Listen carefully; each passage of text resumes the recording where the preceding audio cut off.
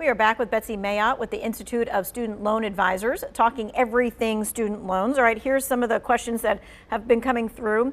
What if you're on the SAVE plan and your loan is over $100,000? Are we going to get help? Well, under the SAVE plan, if you owe $100,000, chances are, it sounds to me like you probably had loans from graduate school. There is a forgiveness component still baked in there for you, but you would have to be on the plan for 25 years. And if you still had a balance after the 25 years, then they would forgive it at that point. Okay, well, that's a follow-up question that I've got a little bit lower in the queue. It says, is it true that very old student loans between 20 and 25 years old may have their loans forgiven? So there's a different program going on right now called the one-time adjustment. This is as the title states, it's a one-time thing. It's a waiver that the Biden administration put into place during the COVID period. And they're basically trying to give people credit for past periods of repayment towards forgiveness, even if they weren't on an income-driven plan in the past. So yes, people that have been paying on their loans since the earth cooled are seeing forgiveness, even if they've never been on an income-driven plan. But again, that's a one-time adjustment. So going forward, if you want to benefit from these forgiveness components and you haven't been paying that long already, you really need to get on an income-driven plan. Okay, so you're not going to have that 20 or 25 year payment loan forgiven unless you're on an income-driven plan.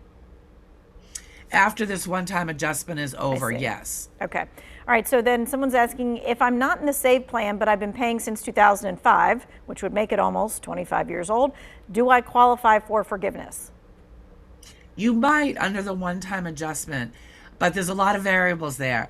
Do you have federal direct loans? If you don't, you need to consolidate into the federal direct loan program. Did you have long periods of in school or default?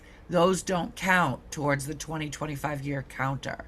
Are there, Parent Plus loans involved or private loans involved? All of those are going to be variables to whether you would be eligible for forgiveness right now.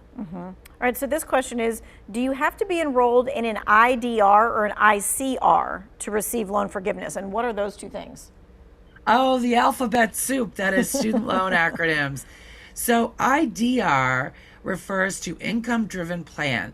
That's an umbrella term that we use when we're talking about all the different income-driven plans. ICR stands for income contingent repayment, which is one of the income-driven repayment plans. We have income contingent, or ICR, we have SAVE, we have pay-as-you-earn, or PAY, and we have IBR, or income-based repayment. So all of those fall under the IDR umbrella. To benefit from what was announced yesterday, so the 10-year, $12,000 forgiveness, you do have to specifically be on the SAVE plan. Okay, and so this may be a follow-up to that. This person says, if I am on an income-driven payment plan, am I also automatically on a SAVE plan? No, because SAVE is one of the income-driven repayment plans.